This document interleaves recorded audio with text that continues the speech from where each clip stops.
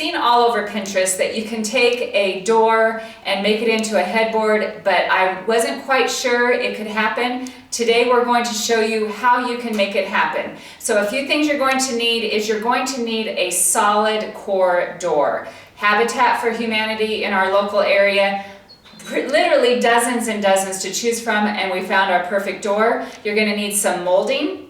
You're going to need a 2x4 or a 2x3, and then you're going to need something for your top shelf. I chose a 1x6, but you can make it a 2x4, whatever depth you want. And then we're going to paint it and use some caulking. Other than that, standard tools can make the headboard pretty quickly. So watch, Ross is going to take us through making a headboard out of a door.